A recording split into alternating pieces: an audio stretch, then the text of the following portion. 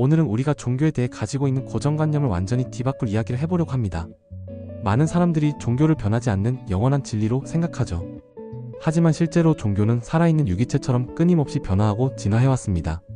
우리가 오늘날 알고 있는 기독교나 유대교의 모습이 처음부터 그랬던 것은 아니에요. 실제로 고대 이스라엘 사람들이 믿었던 종교는 현재 우리가 상상하는 것과는 완전히 달랐습니다. 이것은 단순한 추측이 아니라 수십 년간의 고고학적 발굴과 연구를 통해 밝혀진 사실들이에요. 고대 이스라엘인들은 오늘날 기독교에서 말하는 삼위일체 하나님을 믿지 않았습니다. 놀랍게도 그들은 고대 근동의 다른 민족들과 마찬가지로 신들의 가족, 즉 판테온을 믿고 있었어요. 이 판테온의 정점에는 야훼라는 최고신이 있었고 그에게는 배우자도 있었고 여러 신적 존재들이 자녀로 여겨졌습니다.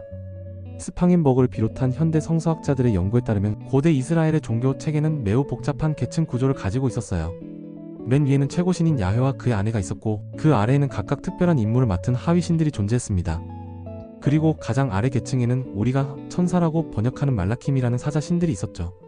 이런 구조는 고대 근동 지역의 다른 민족들, 예를 들어 가나안족이나 바빌로니아인들의 종교와 매우 유사했습니다. 실제로 고대 이스라엘인들은 주변 문화에 강한 영향을 받으며 살아갔어요. 그들만의 독특한 종교가 갑자기 하늘에서 떨어진 것이 아니라 당시의 문화적 맥락 속에서 점진적으로 형성된 것입니다. 그렇다면 언제부터 이스라엘인들이 야훼만을 숭배하기 시작했을까요? 이것도 우리가 생각하는 것만큼 단순하지 않습니다. 초기 이스라엘인들은 다른 신들의 존재를 부정하지 않았어요. 다만 많은 신들 중에서 야훼만을 자신들의 신으로 섬겼을 뿐입니다. 이를 학자들은 일신숭배 또는 헤노테이즘이라고 부르죠. 예를 들어 구약 성경을 자세히 읽어보면 흥미로운 구절들을 발견할 수 있어요. 신들 중에 야훼와 같은 자가 누구냐라는 표현이나 다른 민족들이 자신들의 신을 섬기는 것을 당연하게 여기는 듯한 구절들 말이에요.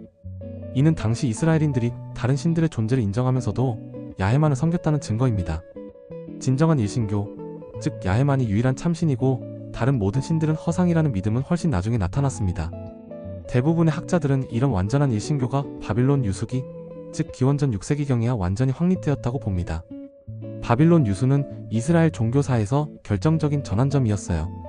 예루살렘 성전이 파괴되고 많은 사람들이 바빌론으로 끌려가면서 이스라엘인들은 심각한 신앙의 위기에 직면했습니다. 자신들의 땅에서, 자신들의 신전에서 야훼를 섬기던 방식이 더 이상 불가능해진 거죠. 이 위기 상황에서 이스라엘의 종교 지도자들과 사상가들은 새로운 신학을 발전시켰습니다. 야훼는 특정 장소에 국한된 지역신이 아니라 온 우주를 지배하는 유일한 창조주라는 개념이 이때 완전히 자리 잡았어요. 다른 민족들의 신들은 진짜 신이 아니라 우상에 불과하다는 생각도 이 시기에 확립되었습니다. 흥미로운 점은 이런 변화가 단순히 신학적 발전만이 아니라 실제 역사적 경험과 밀접하게 연결되어 있다는 것입니다. 바빌론 제국의 강력함을 목격하고 페르시아 제국의 관용 정책 하에서 다양한 문화와 종교를 접하면서 이스라엘인들의 세계관이 확장된 거예요. 유수에서 돌아온 후 형성된 유대교는 이전의 이스라엘 종교와는 상당히 다른 모습이었습니다. 성전 중심의 제사 의식보다는 율법 연구와 회당에서의 예배가 중요해졌고 제사장보다는 율법 학자들이 종교 지도자 역할을 하게 되었어요. 이것이 우리가 알고 있는 유대교의 기본 틀입니다. 그런데 여기서 끝이 아닙니다. 유대교에서 또 다른 분파가 나타났는데 바로 기독교죠.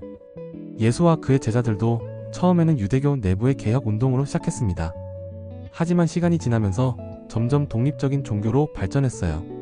이 과정에서도 수많은 변화와 발전이 있었습니다. 초기 기독교는 주로 유대인들을 대상으로 했지만 바울의 선교를 통해 이방인들에게도 전해지면서 그리스, 로마 문화의 영향을 강하게 받았어요. 삼위일체 교리, 성인 숭배, 교회 조직 등 현재 기독교의 많은 특징들이 이 시기에 형성되었습니다. 이런 역사를 보면 종교가 얼마나 역동적으로 변화해왔는지 알 수 있어요. 마치 생물이 환경에 적응하며 진화하는 것처럼 종교도 시대적, 문화적, 사회적 변화에 따라 끊임없이 변화했습니다. 때로는 새로운 요소들을 받아들이고 때로는 기존의 관습을 버리면서 말이죠. 스팡앤버그 같은 학자들이 말하는 것처럼 종교는 돌연변이를 일으키고 새로운 환경에서 배양되며 때로는 소멸하기도 합니다. 고대 가나안의 바알 숭배나 이집트의 고대 종교들이 사라진 것처럼 말이에요. 이런 관점으로 보면 현재 우리가 알고 있는 종교들도 여전히 진화하고 있다는 것을 알 수 있습니다. 현대 유대교의 정통파, 보수파, 개혁파의 차이, 기독교의 수많은 종파들, 이슬람교 내부의 다양한 흐름들 모두 이런 진화 과정의 일부예요. 결국 우리가 종교를 제대로 이해하려면 그것을 고정된 교리나 불변의 진리로만 볼 것이 아니라 살아있는 역사의 산물로 바라봐야 합니다. 그래야만 과거를 이해하고 현재를 제대로 파악하며 미래 변화에도 지혜롭게 대응할 수 있을 것입니다.